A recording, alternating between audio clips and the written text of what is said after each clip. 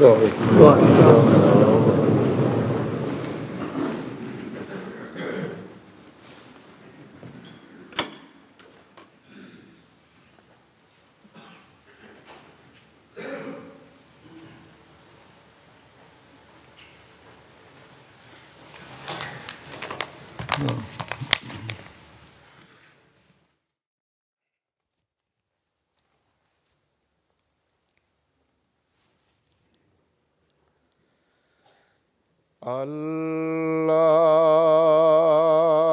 أكبر الله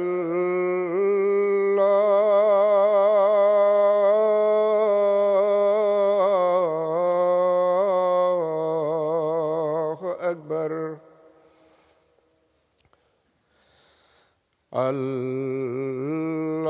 الله أكبر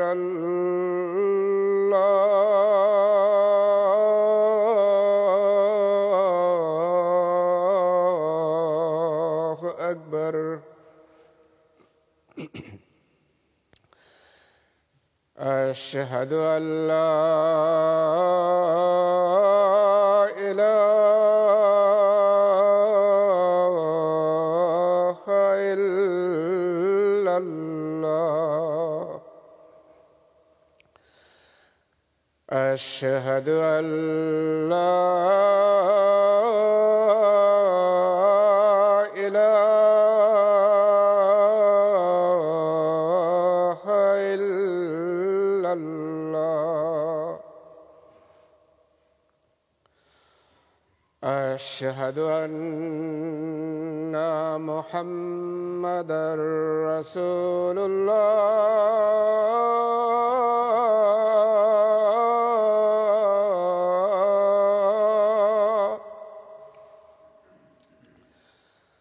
أشهد أن محمدًا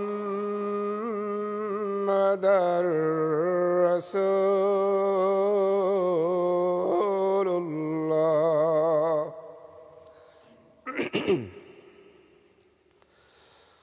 حي على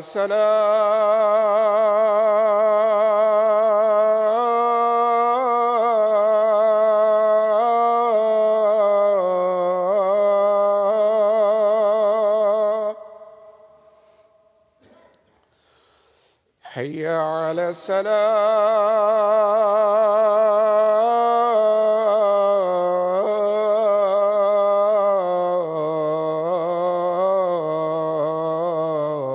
الصلاة.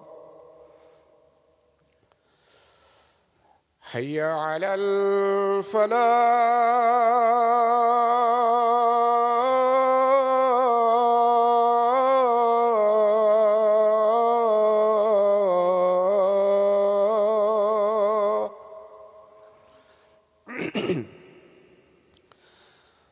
حي على الفلاح.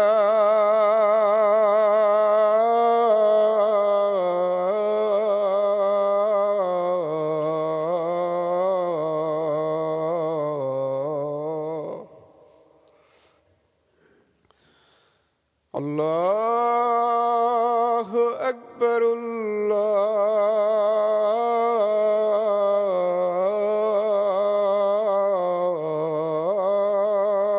الله أكبر. لا إله إلا الله.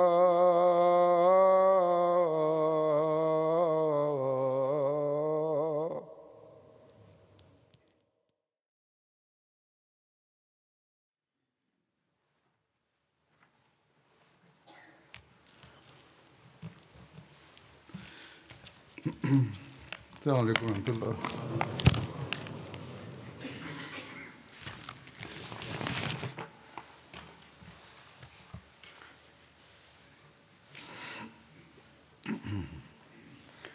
أشهد أن لا إله إلا الله وحده لا شريك له وأشهد أن محمدًا عبده ورسوله.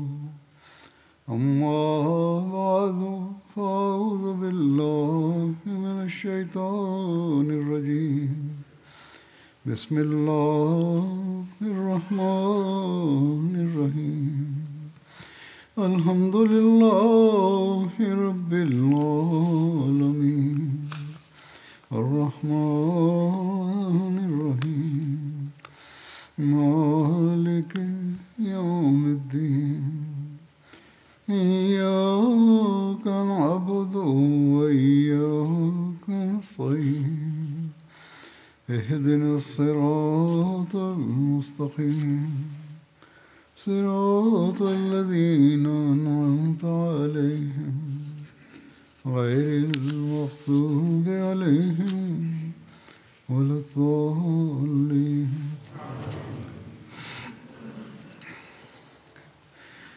اللہ تعالیٰ کے فضل سے ہم رمضان کے دوسرے عشرے میں سے گزر رہے ہیں. اللہ تعالیٰ نے قرآن کریم کا رمضان سے ایک خاص تعلق بیان فرمایا ہے، ایک خاص نسبت بیان فرمائی اور فرمایا کہ شہر رمضان الذی انزل فیہ القرآن ھدی للناس وبینات من الھدی والفرقان.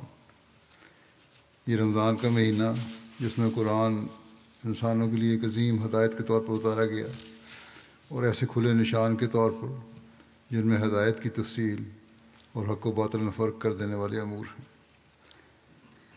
بس اسی لیے ہمیں خاص طور پر اس کے پڑھنے کی طرف توجہ دلائی گئی ہے. اس مہینے میں، اس زمانے میں حضرت مسیح علیہ السلام نے بھی توجہ دلائی، جن کو آپ اللہ تعالیٰ نے حضرت کی غلامی میں امام بنا کے بھیجا. حضرت صلی اللہ علیہ وسلم نے تو اس پہ خاص طور پر بہت توجہ دلائی ہے کہ خاص قرآن کریم کو خاص اہتمام سے پڑھو. حضرت جبرائیل علیہ السلام ہر سال جو بھی قرآن کریم نازل ہوا ہوتا تھا اس کا ایک دور حضرت صلی اللہ علیہ وسلم سے مکمل کروایا کرتے تھے، اور آخری سال میں آپ کی زندگی کی تو 2 دفعہ ہی مکمل ہوا. تو قرآن کریم کی اہمیت اور نسبت رمضان کے ساتھ بہت زیادہ ہے. بس اس بات کو ہمیشہ یاد رکھنا چاہیے اور قرآن کریم کو پڑھنے، سننے اور درسوں میں شامل ہونے وغیرہ کی طرف توجہ دینی چاہیے. ہمارے ہاں قرآن کریم کا مساجد میں درسوں کا اہتمام ہوتا ہے، تراویح کا بھی اہتمام ہوتا ہے، قرآن کریم کی تلاوت پر بھی زور دیا جاتا ہے. MTA پر روزانہ تلاوت آتی ہے، اس کو بھی سننا چاہیے. لیکن اس سے برکات تبھی مل سکتی ہیں، تب اس سے فائدہ اٹھایا جا سکتا ہے جب یہ سن کر ہم اس پر عمل کرنے کی کوشش کریں. بہت سارے لوگ ہیں ان کو عربی نہیں آتی، قرآن شریف کو صحیح طور پر سمجھ نہیں سکتے، تو ترجمے اس کے موجود ہیں. تلاوت کے ساتھ ان ترجموں کو پڑھنا چاہیے. درسوں کے دوران ہمیں غور کرنا چاہیے. خلفاء جو بیان کرتے رہے ان کے خطبات ہیں، اور اسی طرح درسوں پہ بھی یہ بیان کیا گیا ہے. اس سے ہمارے علم میں اضافہ ہوگا. بس اگر فائدہ اٹھانا ہے تو اسی وقت اٹھایا جا سکتا ہے فائدہ جب ہم قرآن کریم کو پڑھ کر اس پر عمل کرنے کی کوشش کریں. اور رمضان کے دنوں میں خاص طور پر اس طرف اللہ تعالیٰ نے توجہ دلائی ہے. تو اس لیے کہ قرآن کریم جو میں نے اللہ تعالیٰ فرماتا ہے رمضان میں اتارا ہے، اس کو خاص طور پر پڑھو اور اس پر عمل کرنے کی کوشش کرو. اور جب تم یہ کرو گے تو پھر یہ تمہاری زندگیوں کا حصہ بھی بن جائے گا. بس جو اللہ تعالیٰ نے یہ فرمایا کہ اس میں ہدایت ہے، تو ہدایت پر اس وقت انسان چل سکتا ہے، حق و باطل میں فرق کا علم اس وقت فائدہ دے سکتا ہے جب ہم اس پر عمل کرنے والے ہوں. بس جیسا کہ میں نے کہا کہ ترجمہ اور درس سن کر ہمیں اس پر عمل کرنے والا ہونا چاہیے. قرآن کریم نے جو احکامات دیے ہیں، جو تعلیم دی ہے، اس پر ہم عمل کرنے والے ہوں۔ اگر صرف سن کر اسے بھول گئے، پڑھا اور پھر توجہ نہ دی، تو پھر وہ فوائد حاصل نہیں ہو سکتے جو قرآن کریم سے ہم حاصل کر سکتے ہیں۔ اللہ تعالیٰ نے قرآن کریم کے شروع میں ہی سورہ بقرہ میں البقرہ میں اس طرف توجہ دلائی، اس کی اہمیت بیان فرمائی۔ تیسری آیت ہے، یہ فرمایا کہ ذالک الکتاب لا ریب فیہ ھدی للمتقین، کہ یہ وہ کتاب ہے جس میں کوئی شک نہیں، اور متقیوں کے لیے ہدایت دینے والی۔ بس تقوی پر چلنے کے لیے، ایک حقیقی مومن بننے کے لیے اللہ تعالیٰ نے اس کتاب پر عمل ضروری قرار دیا ہے۔ اور رمضان میں ہم اس بات کی ہی تلاش میں ہوتے ہیں کہ کس طرح ہم تقوی پر چلتے ہوئے اللہ تعالیٰ کا قرب حاصل کرنے کی کوشش کریں، ایک حقیقی مومن بننے کی مثال قائم کرنے کی کوشش کریں اور ہدایت پائیں اور اللہ تعالیٰ کے فضلوں کے وارث بنیں۔ بس اللہ تعالیٰ نے بتا دیا کہ اگر یہ مقصد ہے تو پھر یہ کتاب تمہیں دے دی ہے، اس پر عمل کرو، اور جب تم اس پر عمل کرو گے تو پھر بے شمار فوائد تم حاصل کرنے والے ہوگے۔ اللہ تعالیٰ نے صاف فرما دیا، یہ ایک ایسا چشمہ ہے کہ جو پاک دل ہو کر اس سے فائدہ اٹھانا چاہے وہ اس سے فائدہ اٹھائے گا، وہ تقویٰ میں بھی آگے بڑھے گا، وہ ہدایت پانے والوں میں بھی شمار ہوگا، کیونکہ یہ کتاب وہ ہے اس میں کوئی شک نہیں ہے کہ یہ متقیوں کے لیے ہدایت ہے۔ حضرت مسیح علیہ السلام فرماتے ہیں کہ اس کے فیوض اور برکات کا در ہمیشہ جاری ہے، اور وہ ہر زمانے میں اسی طرح نمایاں اور درخشاں ہے جیسے حضرت صلی اللہ علیہ وسلم کے زمانے میں تھا۔ تو یہ اس کتاب کا دعویٰ ہے کہ اگر تم پاک دل ہو کر اس کی طرف آؤ گے تو ہر برائی سے بچو گے، ہدایت پانے والوں میں ہوگے، تقویٰ پر چلنے والے ہوگے، اور جیسا کہ حضرت مسلم نے فرمایا اس کے فیوض ہمیشہ جاری ہیں، ہمیشہ اس پر عمل کرنے والے ہر برائی سے بچتے رہیں گے۔ راستوں پر جو کانٹے دار جھاڑیاں ہیں، جو غلط قسم کی بعض باتیں ہیں جو انسان کی توجہ اپنی طرف کھینچ لیتی ہیں اور اس کو دین سے دور ہٹانے کی کوشش کرتی ہیں، جو برائی کی طرف لے جانے والی ہوتی ہیں، اگر قرآن کریم پر چلتے ہوئے اس پر عمل کرتے رہیں گے تو پھر ہم ان سے بھی بچتے رہیں گے۔ بس اس بات کو ہمیں ہمیشہ یاد رکھنا چاہیے کہ رمضان میں جب ہم اس طرف توجہ دے رہے ہوتے ہیں کہ قرآن کریم پڑھیں اور سنیں، تراویح پر بھی آتے ہیں، درسوں پر بھی آتے ہیں، گھروں میں بھی پہلے سے زیادہ قرآن کریم پڑھا جاتا ہے۔ اگر کوئی دور مکمل نہیں بھی کرتا تو کم از کم کچھ نہ کچھ وقت تلاوت ضرور کرتا ہے ان دنوں میں۔ اول تو یہ کوشش کرنی چاہیے کہ رمضان میں ایک دور مکمل کیا جائے، جیسا کہ میں نے کہا کہ حضرت صلی اللہ علیہ وسلم کی سنت تو یہی ہے کہ آپ رمضان میں خاص طور پر دور مکمل فرمایا کرتے تھے، اور حضرت جبرائیل علیہ السلام آپ سے دہرائی کرواتے تھے۔ تو فائدہ اٹھانے کے لیے اس سنت پر عمل کرنے کے لیے، اس سے فائدہ اٹھانے کے لیے ہمیں ایک تو دور بھی مکمل کرنا چاہیے، دوسرے جیسا کہ میں نے کہا جو تفسیر اور ترجمہ ہے جن کو عربی نہیں آتی، اور ممالک کے علاوہ بہت ساری دنیا میں ایسے ہیں جو عربی نہیں جانتے، ان کو ساتھ ساتھ ترجمہ پڑھ کر اس کو دیکھنا چاہیے۔ جیسا کہ پچھلے خطبے میں میں نے کہا تھا کہ اس پر عمل کرنے کے لیے نکات نکالنا چاہیے تاکہ ہم ان پر عمل کرنے والے ہوں اور ہدایت پانے والے ہوں، اور پھر اچھائی اور برائی کا ہمیں صحیح علم ہوگا، صحیح ہدایت کا ہم علم ہوگا، تقویٰ کے صحیح راستوں کا ہمیں علم ہوگا، اور پھر ہم عمل کر کے اللہ تعالیٰ کے فضلوں سے فیض پانے والے بھی ہوں گے۔ بعض لوگ یہ سمجھتے ہیں، یہ خیال کرتے ہیں کہ قرآن کریم بہت مشکل کتاب ہے، لیکن اللہ تعالیٰ فرماتا ہے کہ وَلَقَدْ يَسَّرْنَا الْقُرْآنَ لِلذِّكْرِ فَهَلْ مِن مُدَّكِرٍ، اور یقیناً ہم نے قرآن کو نصیحت کی خاطر آسان بنا دیا ہے، بس کیا کوئی ہے نصیحت پکڑنے والا؟ بس یہ اللہ تعالیٰ کا دعویٰ ہے، یہ اس کا دعویٰ ہے جس نے انسان کو پیدا کیا ہے، وہ اس کی فطرت کو جانتا ہے اس کے حالات کو جانتا ہے، اس کی استعدادوں کو جانتا ہے. فرماتا ہے کہ میں نے تو قرآن کریم میں آسان تعلیم دی ہے، اس پر عمل کرنے کے لیے تمہیں کوشش تو بہرحال کرنی پڑے گی، اور اگر کوشش کرو گے تو پھر تم کامیاب بھی ہو جاؤ گے اور اس پر عمل کرنے والے بھی ہوگے. بس تمہیں نصیحت یہی ہے کہ اس پر عمل کرنے کے لیے اپنی طرف سے پوری کوشش کرو. صرف نام کے مسلمان نہ بنو. ہمیں صرف یہ دعویٰ نہیں کرنا چاہیے کہ خاص طور پر ہم احمدیوں کو کہ کیونکہ ہم نام کے بہرحال نہیں ہیں، بلکہ ہم نے اس زمانے میں مسیح موعود اور مہدی موعود کو ماننا ہے.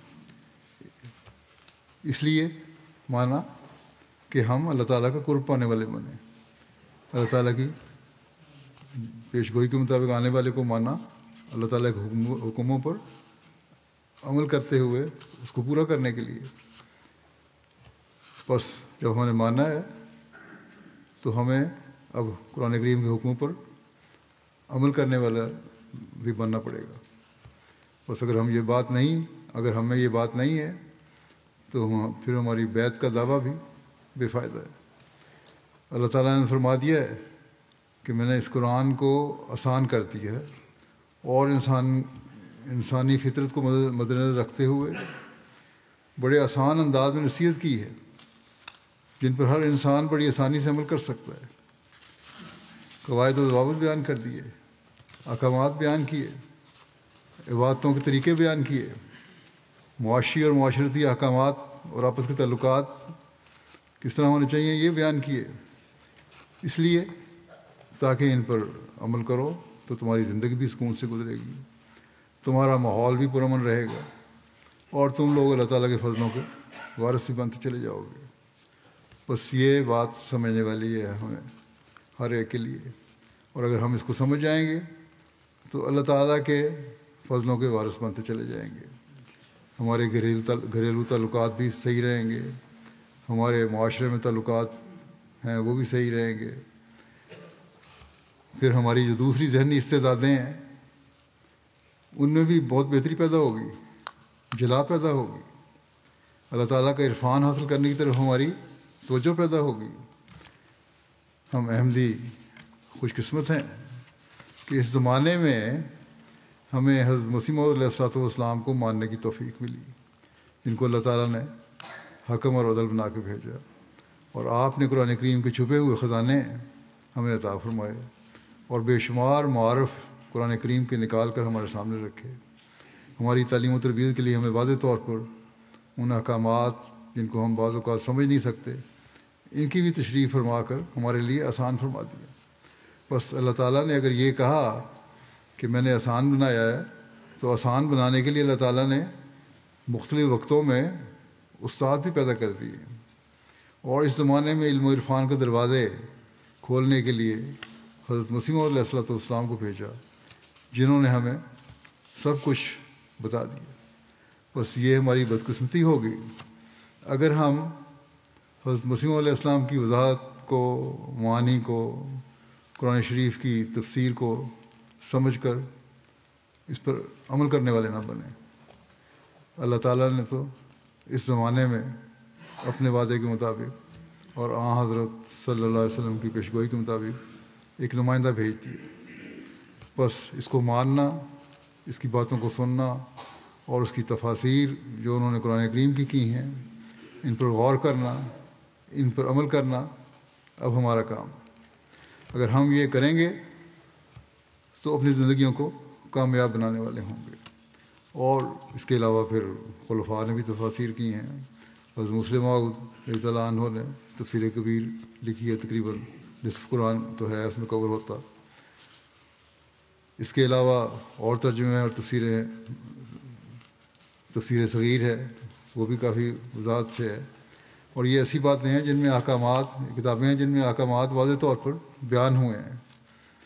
انگریزی میں بھی ان کے ترجمے ہو رہے ہیں، عربی میں بھی ترجمے ہو رہے ہیں.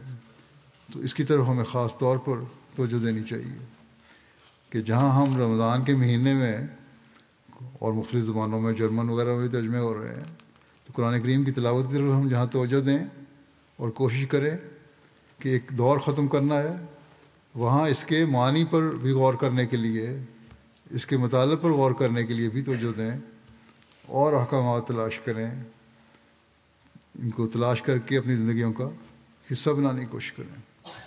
صرف قرآن کریم کو پیار کر لینا کافی نہیں ہے، صرف سنبھال کے رکھ لینا کافی نہیں ہے، صرف ماتھے پر لگا لینا کافی نہیں ہے۔ بچوں کی آمین کے لیے لوگ میرے پاس آتے ہیں، ان کو یاد رکھنا چاہیے کہ ایک فرض تو انہوں نے پورا کر دیا کہ بچوں کو قرآن کریم پڑھا دیا۔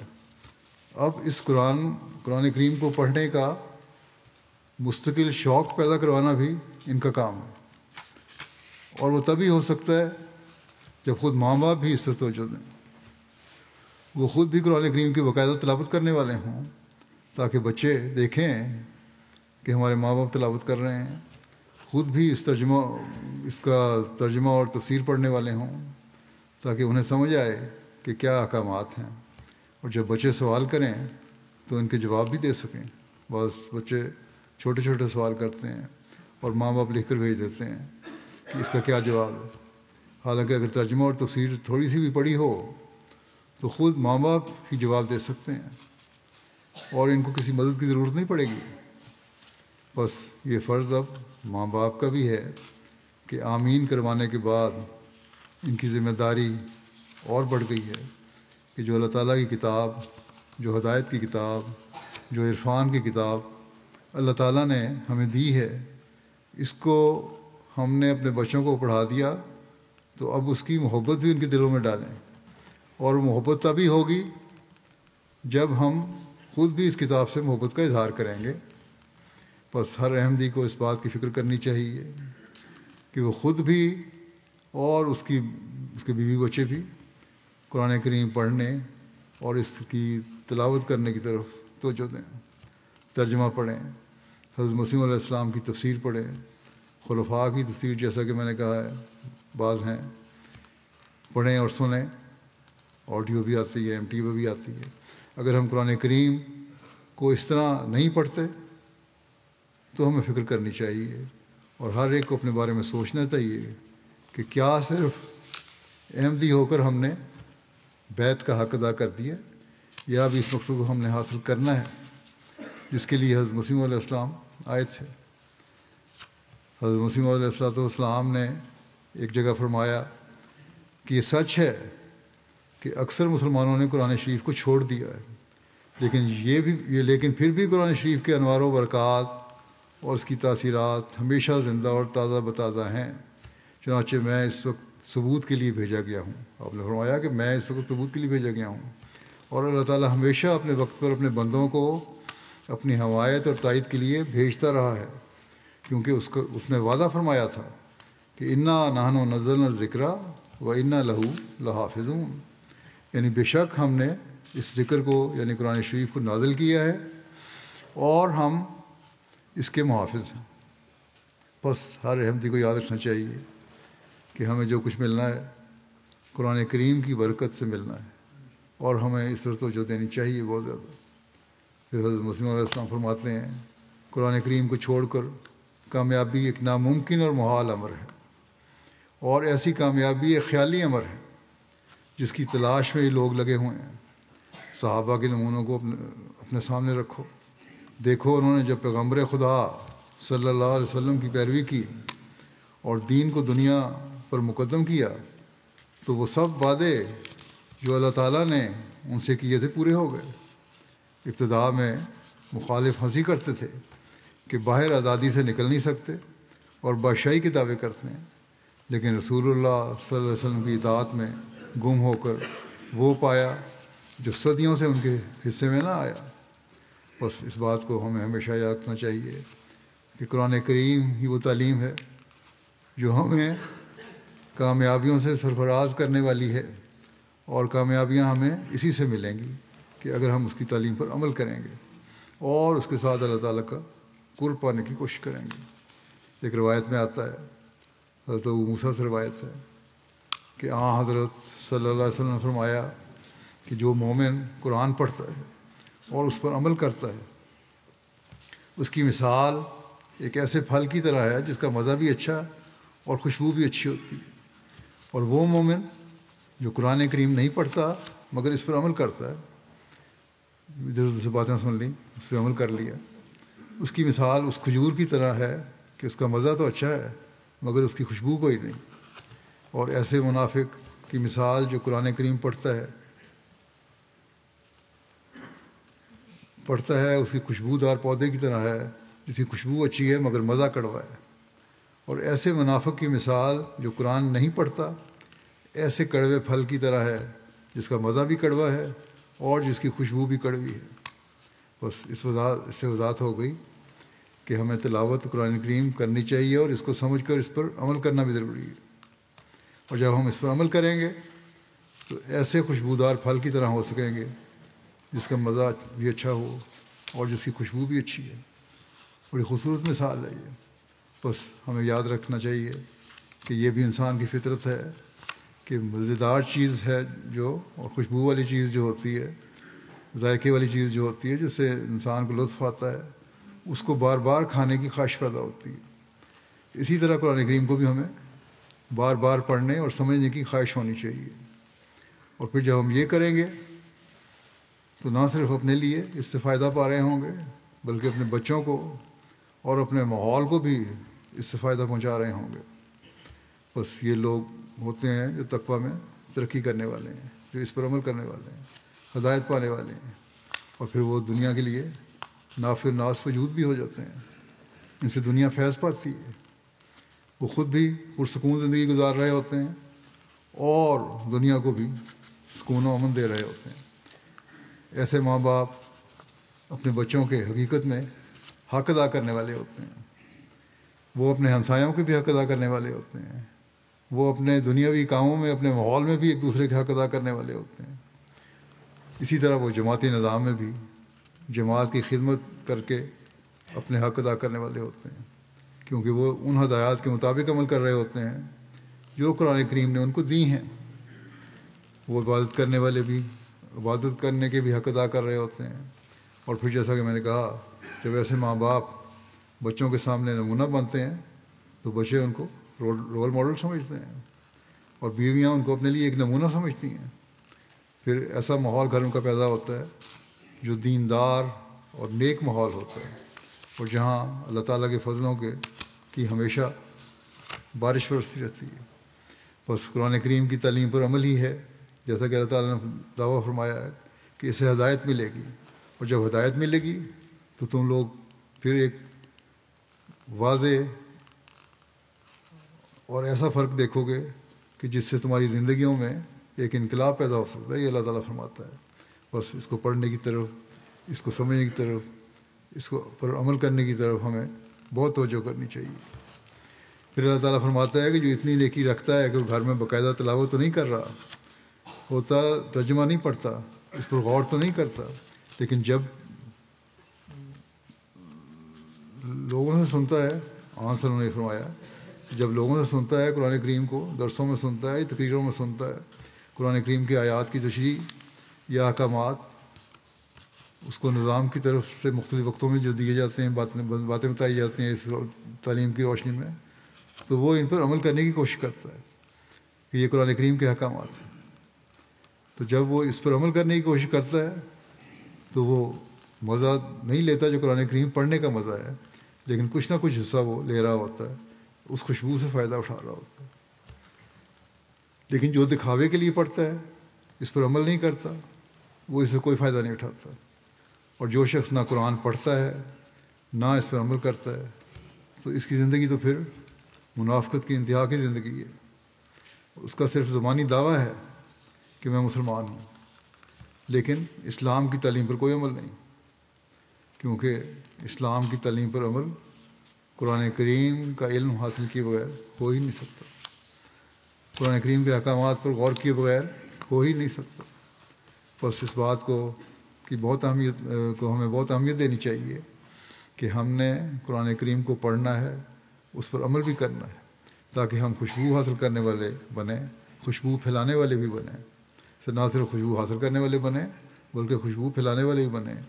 ایک روایت میں آتا ہے، حضرت انس رضی اللہ عنہ نے بیان کیا ہے کہ رسول اللہ صلی اللہ علیہ وسلم نے فرمایا کہ لوگوں میں سے کچھ لوگ اہل اللہ ہوتے ہیں راوی کہتے ہیں اس بات پر ہم نے آپ سے دریافت کیا کہ یا رسول اللہ خدا کے اہل کون ہوتے ہیں؟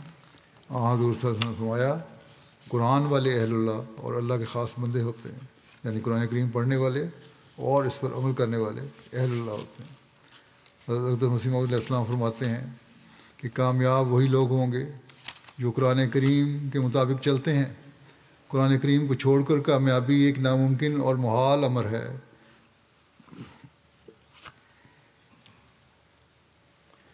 میں نے گزشتہ ہوا خطبات میں حضرت مسلموں کے بہت سارے حوالے بھی قرآن کریم کے بارے میں دیے تھے، کوئی خطبات کا سلسلہ تھا، بڑی وضاحت سے وہ باتیں بتائی تھیں جو آپ نے ہمیں ارشاد فرمائی ہیں، یہاں بھی مختصراً بیان کر رہا ہوں میں۔ آپ نے فرمایا کہ اگر کامیابی حاصل کرنی ہے تو قرآن کریم کے بغیر حاصل نہیں ہو سکتی۔ اگر مسلمان ہونے کا دعویٰ ہے تو پھر اگر قرآن کریم ہاتھ میں نہیں ہے، قرآن کریم پر عمل نہیں ہے، تو پھر کوئی کامیابی نہیں مل سکتی باوجود مسلمان ہونے کے۔ بس ہر احمدی کو اپنی کامیابیوں کو حاصل کرنے کے لیے یہ نسخہ آزمانا چاہیے، جس سے دین بھی سمجھ جائے اور دنیا بھی حاصل ہو جائے۔ مسلمانوں میں آج کل جو جھگڑے ہیں، فساد ہیں، ایک دوسرے کی گردنیں کاٹی جا رہی ہیں، الزام تراشیاں کی جا رہی ہیں، حکومتیں جو ہیں وہ عوام سے لڑ رہی ہیں، عوام حکومتوں سے لڑ رہے ہیں، ایک دوسرے کی قتل و غارت ہو رہی ہے، بغاوتیں ہو رہی ہیں، یہ سب اس لیے ہے کہ قرآن کریم پر عمل نہیں ہے۔ کہنے کو دونوں ہی یہ دعویٰ کرتے ہیں، دونوں کے ہاتھ میں قرآن ہے، لیکن دونوں قرآن کریم کی تعلیم سے دور ہیں۔ اگر قرآن کریم پر عمل کرنے والے ہوں تو پھر ایسی باتیں نہ ہوں۔ اس پر عمل کرنے کے لیے اس زمانے میں اللہ تعالیٰ نے جو نمائندہ بھیجا ہے، جس شخص کو بھیجا ہے، اس کو ماننے کو یہ تیار نہیں۔ اگر وہ نہیں مانتے تو پھر ان برکات سے فائدہ بھی نہیں اٹھا سکتے جس کو اللہ تعالیٰ نے ہماری ہدایت کے لیے بھیجا۔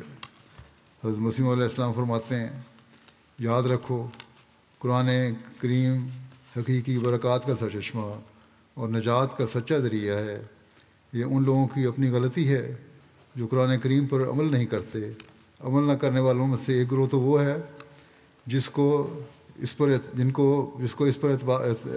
گروہ کو اس پر اعتقاد ہی نہیں، اور وہ اس کو خدا تعالیٰ کا کلام ہی نہیں سمجھتے۔ یہ لوگ تو بہت دور پڑے ہوئے ہیں، لیکن وہ لوگ جو ایمان لاتے ہیں کہ وہ اللہ تعالیٰ کا کلام ہے اور نجات کا شفا بخش نسخہ ہے، اگر وہ اس پر عمل نہ کریں تو کس قدر تعجب اور افسوس کی بات ہے۔ ان میں سے بہت سے تو ایسے ہیں جنہوں نے ساری عمر میں کبھی اسے پڑھا ہی نہیں۔ بس ایسے آدمی جو خدا تعالیٰ کے کلام سے ایسے غافل اور لاپرواہ ہیں، ان کی ایسی مثال ہے کہ ایک شخص کو معلوم ہے کہ فلاں چشمہ نہایت مصفہ اور شیریں اور خنک اور اس کا پانی بہت سے امراض کے واسطے اکسیر اور شفا ہے۔ یہ علم اس کو یقینی ہے، لیکن باوجود اس علم کے اور باوجود پیاسا ہونے کے اور بہت سے امراض میں مبتلا ہونے کے وہ اس کے پاس نہیں جاتا۔ تو یہ اس کی کیسی بدقسمتی اور جہالت ہے۔ اسے تو چاہیے تھا کہ اس چشمے پر منہ رکھ دیتا اور سیراب ہو کر اس کے لطف اور شفا بخش پانی سے حاضر اٹھاتا، مگر باوجود اس علم کے اس سے ویسا ہی دور ہے جیسا کہ ایک بے خبر اور اس وقت تک اس سے دور رہتا ہے جو موت آ کر خاتمہ کر دیتی ہے۔ آخر تک، زندگی کے آخر تک بعضوں کو پتہ ہی نہیں لگتا۔ کیا برکات ہیں قرآن کریم کی۔ فرمایا کہ اس شخص کی حالت بہت ہی عبرت بخش اور نصیحت خیز ہے۔ مسلمانوں کی حالت اس وقت ایسی ہی ہو رہی ہے، وہ جانتے ہیں کہ ساری کامیابیوں کے لیے یہی قرآن شریف ہے جس پر ہم کو عمل کرنا چاہیے، مگر نہیں، اس کی پرواہ بھی نہیں کی جاتی۔ باوجود اس جاننے کے پھر بھی کوئی پرواہ نہیں کرتے قرآن کریم کے احکامات کی۔ اور فرمایا کہ ایک شخص جو نہایت ہمدردی اور خیرخواہی کے ساتھ، یعنی اپنی مثال آپ دے رہے ہیں کہ میں ہمدردی اور خیرخواہی کے ساتھ تمہیں بلاتا ہوں اور پھر میری ہمدردی نہیں ہے بلکہ خدا تعالیٰ کے حکم اور امانت سے اس طرح بلا رہا ہوں، تو اسے کذاب اور دجال کہا جاتا ہے۔ فرمایا کہ اس سے بڑھ کر کیا قابل رحم حالت اس قوم کی ہوگی۔ فرمایا کہ مسلمانوں کو چاہیے یہ تھا کہ اب بھی ان کے لیے یہی ضروری ہے کہ وہ اس چشمے کو عظیم الشان نعمت سمجھیں اور اس کی قدر کریں۔ اس کی قدر یہی ہے کہ اس پر عمل کریں اور پھر دیکھیں خدا تعالیٰ کس طرح ان کی مصیبتوں اور مشکلات کو دور کر دیتا ہے۔ کاش مسلمان سمجھیں اور سوچیں کہ اللہ تعالیٰ نے ان کے لیے ایک نیک راہ پیدا کر دی ہے اور اس پر چل کر فائدہ اٹھائیں۔ بس یہ وہ چیز ہے، جیسا کہ میں نے پہلے بھی کہا تھا، کہ مسلمانوں میں ساری برائیاں جو پیدا ہو رہی ہیں وہ اس لیے پیدا ہو رہی ہیں کہ وہ مان نہیں رہے اور قرآن کریم پر عمل نہیں کر رہے۔ قرآن کریم تو انہوں نے چھوڑا ہوا ہے، نام کا دعویٰ ہے، صرف ہاتھ میں صرف پکڑا ہوا ہے، عملی طور پر تو چھوڑا ہوا ہے صرف۔ احمدیوں کے لیے انہوں نے قرآن کریم کو بین کر دیا ہے کہ پڑھ نہیں سکتے۔ پاکستان میں قرآن کریم پہ پابندی ہے کہ پڑھ نہیں سکتے، خود انہوں نے اس پر عمل نہیں کرنا۔ گو ہمیں کہتے تو یہی ہیں، لیکن یہ قرآن کریم کی تعلیم ہمارے دلوں سے نکال نہیں سکتے، جتنا چاہے زور لگا لے، اس کی محبت ہمارے دلوں سے نکال نہیں سکتے۔ بس ہمیں اس طرف احمدیوں کو خاص طور پر توجہ دینی چاہیے، اور ان کے اس قرآن کریم کی تعلیم کو بھولنے اور چھوڑنے کی وجہ سے اور سمجھانے والے کی بات نہ سمجھنے کی وجہ سے ان کے حالات کو ہم دیکھ رہے ہیں کیا ہو رہے ہیں۔ ہر طرف بے چینی ہے، بدامنی کی حالت ہے۔ بس ان لوگوں کو غور کرنا چاہیے، سوچنا چاہیے، اور اگر قرآن کریم کو ہدایت کا سرچشمہ سمجھا ہے تو پھر اس حکموں پر عمل کرنا بھی ضروری ہے۔ ایک روایت میں آتا ہے، حضرت صہیب سے مروی ہے کہ حضرت صلی اللہ علیہ وسلم نے فرمایا، جس نے قرآن کریم کے محرمات کو عملاً حلال سمجھ لیا اس کا قرآن پر کوئی ایمان نہیں۔ یعنی جس چیز سے اللہ تعالیٰ نے منع فرمایا ہے ان کو اس کی کوئی پرواہ نہیں کی، تو قرآن کریم کو جو احکامات ہیں ان پر عمل نہ کیا، تو ایسا شخص لاکھ کہتا رہے کہ الحمدللہ میں مسلمان ہوں، اس کا یہ ایمان صرف کھوکھلا ایمان ہے، صرف دعویٰ ہے، اللہ تعالیٰ کو اس کی کوئی پرواہ نہیں۔ اور ایسے لوگ ہیں جو پھر دوسروں کو نقصان پہنچا رہے ہوتے ہیں، کیونکہ اللہ تعالیٰ سے دور ہٹے ہوتے ہیں، ان کا حق مار رہے ہوتے ہیں۔ جیسا کہ میں نے مثال دی ہے، دنیا میں آج کل مسلمانوں کا یہی حال ہے، بادشاہ ہیں، سردار ہیں، مختلف فرقوں کے لوگ ہیں، ایک دوسرے سے لڑائیاں کر رہے ہیں، مسلمانوں کو ایک دوسرے قتل ہو رہا ہے، کلمہ گو ایک دوسرے کو مار رہا ہے۔ بس اس سے بچنے کے لیے ضروری ہے کہ یہ لوگ قرآن کریم کی صحیح ہدایت پائیں، اور اس زمانے میں سب سے بڑا فرض احمدیوں کا ہے، احمدی مسلمان کا ہے کہ وہ اس پر عمل کریں، تاکہ جو غیر اسلامی دنیا ہے ان کے عمل کو دیکھ کر ان کو پتہ لگے کہ حقیقی اسلامی تعلیم کیا ہے اور قرآن کریم کے احکامات کیا ہیں، جو امن، سلامتی اور محبت اور پیار کے احکامات ہیں، جو معاشرے میں بھائی چارے کے پھیلانے کے احکامات ہیں، جو حقوق العباد ادا کرنے کے احکامات ہیں۔ بس اس طرف احمدی مسلمانوں کو بہت توجہ دینے کی ضرورت ہے۔ رمضان کے مہینے میں جب قرآن کریم پڑھیں تو ان چیزوں پر غور کریں، اور پھر اس تعلیم کو مستقل پھیلانے کے لیے سارا سال ہمیں کوشش کرتے رہنا چاہیے۔ ایک روایت میں آتا ہے کہ حضرت صلی اللہ علیہ وسلم سے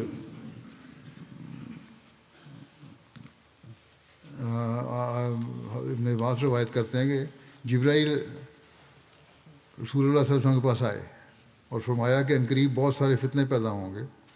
دریافت کیا گیا کہ ان فتنوں سے خلاصی کی کیا صورت ہوگی؟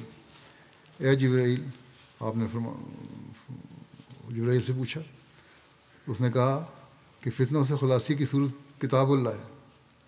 بس جیسا کہ میں نے پہلے بھی کہا تھا کہ ہمیں اپنے آپ کو اور اپنی نسلوں کو بچانے کے لیے اللہ تعالیٰ کی کتاب کی طرف توجہ دینے کی ضرورت ہے، تبھی ہم ہدایتی پا سکیں گے اور فتنہ اور فساد سے بچ بھی سکیں گے، اور ان احکامات کو واضح طور پر سمجھ سکیں گے جو اللہ تعالیٰ نے ہمارے لیے نازل فرمائے ہیں۔ حضرت صلی اللہ علیہ وسلم نے ایک موقع پر فرمایا کہ قرآن کریم کو ظاہر کر کے پڑھنے والا ظاہری طور پر صدقہ دینے والے کی طرح ہے، اور قرآن کریم کو چھپا کر پڑھنے والا خفیہ طور پر صدقہ دینے والے کی طرح ہے۔ بس ہمیں یاد رکھنا چاہیے کہ یہ بھی روایت میں آتا ہے کہ صدقہ بلاؤں اور خطرات اور فتنوں کو دور کرتا ہے، ان کو ٹالتا ہے۔ تو قرآن کریم کو پڑھنا اور اس طرح پڑھنا کہ سمجھ بھی آ رہی ہو تو یہ صدقے کے طور پر قبول ہوگا، اور اس کی برکات سے پھر تمام فتنوں سے بھی انسان بچا رہے گا۔ بس جب کہ دنیا میں آج کل ہر طرف دنیا کو آج کل ہر طرف سے برائیوں نے گھیرا ہوا ہے اور فتنہ اور فساد نے گھیرا ڈالا ہوا ہے، ہمیں اس صدقے کو بھی ہمیشہ جاری رکھنا چاہیے کہ قرآن کریم کی تلاوت ہمیشہ کرتے رہیں، ظاہری بھی پڑھیں، شکر بھی پڑھیں، اور اپنے آپ کو ان ابتلاؤں اور مشکلات سے بچائیں، اور اس تعلیم پر عمل کرنے والے ہوں جو اللہ تعالیٰ نے بیان فرمائی ہے۔ حضرت ابو ہریرہ روایت کرتے ہیں کہ حضرت صلی اللہ علیہ وسلم نے فرمایا کہ صرف 2 آدمی ایسے ہیں جن کے بارے میں حسد یعنی رشک، ایسا حسد جو نقصان پہنچانے کے لیے نہیں ہوتا بلکہ تعریفی رنگ میں ہو، وہ جائز ہے۔ ایک وہ شخص جسے اللہ تعالیٰ نے قرآن عطا کیا اور وہ دن رات اس کی تلاوت کرتا ہے، اور پھر رشک کرنے والا کہتا ہے کاش مجھے بھی ایسی چیز دی جاتی جو اسے دی گئی، تو میں بھی ایسا ہی کرتا جیسا کہ یہ کرتا ہے۔ اور دوسرا وہ شخص جسے اللہ تعالیٰ نے مال دیا ہو، جس کو وہاں خرچ کرتا ہے جہاں خرچ کرنے کا حق ہے، اور اس پر رشک کرنے والا کہتا ہے کاش مجھے بھی ایسی چیز دی جاتی جو اسے دی گئی ہے، تو میں بھی ویسا ہی کرتا، یعنی اللہ کے راستے میں مال خرچ کرنا۔ اب قرآن کریم میں پڑھنے کے بارے میں بھی کچھ آداب ہیں۔ رشک کرنے والے جو ہیں، قرآن کریم پڑھنے والا جو ہے جب رشک کرتا ہے تو صرف پڑھنے والا عمل نہیں کرتا بلکہ اس کو پتہ ہے کہ یہ شخص جو کچھ پڑھ رہا ہے اس پر عمل بھی کر رہا ہوگا جو دوسرا سننے والا ہے، اور پھر وہ اسی بات پر اس کو رشک آتا ہے کہ کاش میں بھی اس کو سمجھتا قرآن کریم کو اس طرح، اور پھر اس پر عمل کرنے والے ہوتا۔ اسی طرح جیسا کہ حدیث میں بیان ہوا ہے مال کے بارے میں، تو اس بارے میں بھی ضمن ذکر کر دوں۔ بعض لوگ کہتے ہیں کہ چندوں کی کیا ضرورت ہے، اللہ تعالیٰ تو فرماتا ہے، قرآن کریم میں فرمایا ہے کہ مالی قربانیاں کرو، یہ ضروری ہیں، اور آپ نے فرمایا صلی اللہ علیہ وسلم نے کہ اس پر لوگ رشک کرتے ہیں جو مالی قربانی کرنے والا ہے، تو یہ بھی بہت اہم چیز ہے۔ جب ہم غور سے قرآن کریم پڑھیں تو وہاں سے پھر یہ سوال جو بعض لوگوں کے دلوں میں پیدا ہوتا ہے کہ ہمیں مالی قربانیوں کے لیے کیوں کہا جاتا ہے، ان کے سوالوں کا جواب بھی ان کو مل جائے گا کہ کیوں کہا جاتا ہے۔ یہ اللہ تعالیٰ کا حکم ہے۔ حضرت صلی اللہ علیہ وسلم نے ایک جگہ فرمایا کہ جو شخص قرآن کریم خوش الحانی سے اور سنوار کر نہیں پڑھتا اس کا ہمارے ساتھ کوئی تعلق نہیں ہے۔ تو خوش الحانی سے پڑھنا اور سنوار کے پڑھنا، آہستہ آہستہ پڑھنا، سمجھ کے پڑھنا، یہ بھی ضروری ہے۔ حضرت مسیح علیہ السلام فرماتے ہیں ایک جگہ کہ انسان کو چاہیے کہ قرآن شریف کثرت سے پڑھے، جب اس میں دعا کا مقام آوے تو دعا کرے۔ یہ سنوار کے پڑھنے کا وضاحت یہ ہے کہ جب دعا کا مقام آوے تو دعا کرے، اور خود بھی خدا سے وہ چاہے جو اس دعا میں چاہا گیا ہے۔ قرآن کریم میں دعائیں آتی ہیں تو ان موقعوں پر دعا کرے، اور ان دعاؤں میں اللہ تعالیٰ سے جو مانگا گیا ہے قرآن شریف میں بہت ساری دعائیں ہیں، انبیاء نے مانگی ہیں، تو وہاں فرمایا کہ انسان خود بھی کہے کہ اللہ تعالیٰ مجھے بھی یہ دے، اور فرمایا کہ جہاں عذاب کا مقام آوے تو اس سے پناہ مانگے، ان بدعمالیوں سے بچے جن کے باعث وہ قوم تباہ ہوئی۔ قوموں کی تباہیوں کا ذکر ہے کہ کیا کیا بدعمالیاں تھیں ان میں جس کی وجہ سے اللہ تعالیٰ نے ان کو پکڑا۔ پر جب یہ ایسا مقام آئے تو ان سے استغفار بھی کرے انسان اور بچنے کی کوشش بھی کرے۔ جب ہم یہ کریں گے تو بہت ساری برائیوں سے ہم خود بخود ہی بچتے چلے جائیں گے۔ آج کل ماحول میں، اس مغربی ماحول میں، اس کے زیر اثر ہمارے ذہنوں پر بھی غلط قسم کی باتیں طاری ہو جاتی ہیں، ہم غلط قسم کی باتوں میں ملوث ہو جاتے ہیں بہت سے لوگ ہم میں سے۔ جب ہم قرآن کریم کو پڑھیں گے اور استغفار کریں گے اور برائیوں سے بچنے کی کوشش کریں گے تو ہماری زندگیاں سمجھ جائیں گی، ہم ان برائیوں سے بچنے والے ہوں گے، آپ نے فرمایا کہ بدعمالیوں سے بچے جن کے باعث قوم تباہ ہوئی تھی۔ آپ پھر فرماتے ہیں کہ بلا مدد وہی کہ ایک بلائی منصوبہ جو کتاب اللہ کے ساتھ ملاتا ہے وہ اس شخص کی ایک رائے ہے جو کہ کبھی باطل بھی ہو سکتی ہے، اور ایسی رائے جس کی مخالفت احادیث میں موجود ہو وہ محدثات میں داخل ہوگی۔ رسم اور بدعات سے پرہیز بہتر ہے، اس سے رفتہ رفتہ شریعت میں تصرف شروع ہو جاتا ہے۔ بہتر طریقہ یہ ہے کہ ایسے وظائف میں جو وقت اس میں صرف کرنا ہے وہی قرآن شریف کے تدبر میں لگائے۔ لوگ کہتے ہیں وظیفہ پڑھنا ہے، فلاں وظیفہ پڑھیں، کیا وظیفہ بتا دیں۔ آپ نے فرمایا کہ بہتر ہے کہ قرآن کریم پڑھو اور اس پر غور کرو۔ لوگ یہ کہتے ہیں کہ دعا کریں اور کیا وظیفہ کریں، بس آپ کا تو یہی ارشاد ہے کہ قرآن کریم پہ تدبر کرو اور غور کرو، اور پھر تم بہت ساری برائیوں سے اور باتوں سے اور تکالیف سے بچ جاؤ گے۔ تمہیں اللہ تعالیٰ کی ہدایات کا علم حاصل ہو جائے گا، اللہ تعالیٰ کے احکامات کا پتہ لگ جائے گا۔ آپ نے فرمایا کہ اللہ تعالیٰ نے قرآن کریم میں جو نازل فرمایا ہے یہ خاص وحی ہے اللہ تعالیٰ کی حضرت صلی اللہ علیہ وسلم پر۔ اس کے علاوہ اگر کوئی رائے ہے تو غلط بھی ہو سکتی ہے، جھوٹی بھی ہو سکتی ہے، چاہے وہ کتنی مرضی عقل کی باتیں کرتا رہے انسان۔ بعض باتیں انسان کرتا ہے عقل کی اور قرآن کریم کی تعلیم سے وہ مطابقت بھی رکھتی ہیں، لیکن ان کی جو عملاً کیونکہ وہ وحی کے طور پر نہیں آئیں، اس کی وضاحت اس طرح نہیں کی جاتی جس طرح قرآن کریم نے کی ہے، تو پھر وہ جھوٹی ٹھہرتی ہیں، وہ غلط راستوں پہ چلانے والی ہو جاتی ہیں۔ آپ فرماتے ہیں کہ دل کی اگر سختی ہو تو اس کو نرم کرنے کے لیے یہی طریقہ ہے کہ قرآن شریف کو ہی بار بار پڑھے۔ جہاں جہاں دعا ہوتی ہے وہاں مومن کو بھی دل چاہتا ہے کہ یہی رحمت الہی میرے بھی شامل حال ہو۔ قرآن شریف کی مثال ایک باغ کی ہے، ایک مقام سے انسان کسی قسم کا پھل چنتا ہے، پھر آگے چل کر ایک اور قسم کا پھل چنتا ہے۔ بس چاہیے کہ ہر ایک مقام کے مناسب حال فائدہ اٹھائے، اپنی طرف سے الحاق کی کیا ضرورت ہے، ورنہ پھر سوال ہوگا کہ تم نے ایک نئی بات کیوں بڑھائی۔ جو قرآن کریم کے احکامات ہیں ان پر عمل کرو، نئی بدعات پیدا نہ کرو، قرآن کریم کے حکموں کے ساتھ نئی باتیں نہ جوڑو۔ فرمایا کہ خدا تعالیٰ کے سوا اور کس کی طاقت ہے کہ کہے کہ فلاں رات اگر سورہ یاسین پڑھو گے تو برکت ہوگی ورنہ نہیں ہوگی۔ یہ جو لوگ کہتے ہیں کہ فلاں سورت اس طرح پڑھو گے تو برکت ہوگی، فلاں وقت میں پڑھو گے تو برکت ہوگی، اس طرح پڑھو گے تو نہیں ہوگی، تو آپ نے فرمایا کہ یہ سب باتیں غلط ہیں۔ یہ تو اللہ تعالیٰ کا کلام ہے، جس طرح بھی پڑھو گے سمجھ کر پڑھو گے، اس پر عمل کرنے کے لیے پڑھو گے، نیک نیت سے ہو کے پڑھو گے تو برکت ہی برکت ہے۔ بس ہمیں یہ جائزہ لینا چاہیے کہ کیا ہم اس طرح پڑھتے ہیں، کتنے حکم ہیں جن پر عمل کرتے ہیں، کتنی دعائیں ہیں، جب دعائیں آ رہی ہوں تو ہم ان کو اپنے لیے مانگنے کی کوشش کرتے ہیں، کتنی برائیاں ہیں جن سے بچنے کا جب ان کو حکم ہوتا ہے یا ذکر آتا ہے تو ان سے بچنے کے لیے ہم دعا کرتے ہیں۔ بس اگر ہم اس طرح کریں تو تب ہی ہم قرآن کریم کی حقیقی تعلیم سے فائدہ اٹھانے والے ہوں گے۔ حضرت مسیح علیہ السلام فرماتے ہیں ایک جگہ کہ میں بار بار کہتا ہوں اور بلند آواز سے کہتا ہوں کہ قرآن اور اس کے رسول کریم صلی اللہ علیہ وسلم سے سچی محبت رکھنا اور سچی تابعداری اختیار کرنا انسان کو صاحب کرامات بنا دیتا ہے۔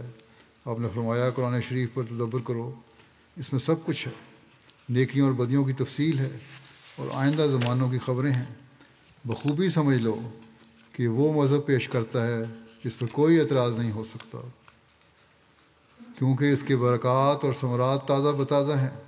آپ نے فرمایا یہ فخر قرآن مجید کو ہے کہ اللہ تعالیٰ نے اس میں ہر مرض کا علاج بتا دیا ہے اور تمام قوا کی تربیت فرمائی ہے، اور جو بدی ظاہر کی ہے اس کے دور کرنے کا طریقہ بھی بتا دیا ہے۔ اس لیے قرآن مجید کی تلاوت کرتے رہو اور دعا کرتے رہو اور اپنے چال چلن کو اس کی تعلیم کے مطابق رکھنے کی کوشش کرو، اور قرآن کریم کو پڑھنے کی طرف توجہ دلاتے ہوئے آپ فرماتے ہیں کہ قرآن شریف کو پڑھو اور خدا سے کبھی نا امید نہ ہو۔ مومن خدا سے کبھی مایوس نہیں ہوتا، یہ کافروں کی عادت میں داخل ہے کہ وہ خدا تعالیٰ سے مایوس ہو جاتے ہیں۔ ہمارا خدا علی کل شیء قدیر خدا ہے، قرآن شریف کا ترجمہ بھی پڑھو اور نمازوں کو سنوار کر پڑھو اور اس کا مطلب بھی سمجھو اور اپنی زبان میں بھی دعائیں کر لو۔ قرآن شریف کو ایک معمولی کتاب سمجھ کر نہ پڑھو بلکہ اس کو خدا تعالیٰ کا کلام سمجھ کر پڑھو۔ بس یہ وہ باتیں ہیں جن پر ایک مومن کو عمل کرنا چاہیے، اور جب ہم اس طرح عمل کریں گے تو پھر ہم اللہ تعالیٰ کے فضل سے قرآن کریم کی تعلیمات سے فیض اٹھانے والے ہوں گے اور اپنی زندگیوں کو سنوارنے والے بنیں گے، اپنی نسلوں کو سنوارنے والے بنیں گے، اور جب یہ ہوگا تو پھر ہم اس مقصد کو حاصل کرنے والے بھی بن جائیں گے جو ہماری پیدائش کا، ہماری زندگی کا مقصد ہے، اور ہماری زندگیاں کامیاب ہوں گی، ہماری نسلیں بھی کامیابی سے گزریں گی۔ بس ان دنوں میں، رمضان کے دنوں میں خاص طور پر جب ہم قرآن کریم کی طرف توجہ دے رہے ہیں تو ساتھ ساتھ یہ بھی عہد کریں کہ ہم یہ توجہ ہمیشہ قائم رکھیں گے اور ہمیشہ قرآن کریم پڑھنے کی طرف توجہ رکھیں گے، اس پر عمل کرنے کی طرف توجہ رکھیں گے، اور اپنے بچوں کو بھی اس کے پڑھنے کی تلقین کریں گے۔ نہ صرف یہ کہ ایک دفعہ آمین کرائی اور اس کے بعد معاملہ ختم ہو گیا، نہیں، بلکہ اب قرآن کریم ہمارے لیے ایک ایسی کتاب ہوگی جو ہماری ہدایت کا ذریعہ ہے اور ہمیں ہمیشہ صحیح راستوں پر اور تقویٰ پر چلانے کے لیے ایک کامل لاہ عمل ہے، اور جب یہ ہوگا تو پھر ہماری زندگیاں ہمیشہ کامیاب رہیں گی۔ اللہ تعالیٰ ہمیں اس کی توفیق دے کہ ہم اس رمضان میں جہاں اس کی تلاوت کریں وہاں اس کو سمجھنے کی بھی کوشش کریں اور اس پر عمل کرنے کا عہد کریں، اور آئندہ بھی اس عہد کو پورا کرنے کی کوشش کرتے چلے جائیں اور سارا سال اس کو اپنی زندگی کا حصہ بنائیں۔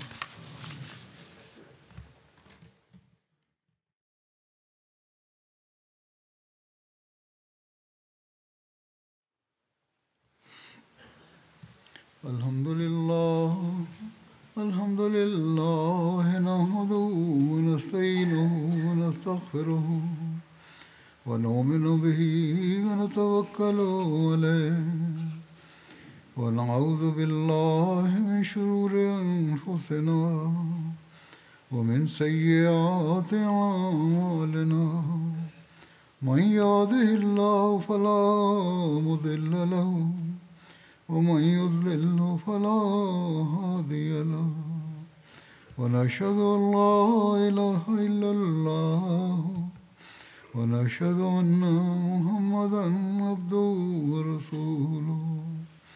عباد الله رحمكم الله، إن الله يأمر بالعدل والإحسان وإيتاء ذي القربى وينهى عن الفحشاء والمنكر والبغي يعظكم لعلكم تذكرون۔ اذكروا الله يذكركم وادعوه يستجب لكم ولذكر الله أكبر۔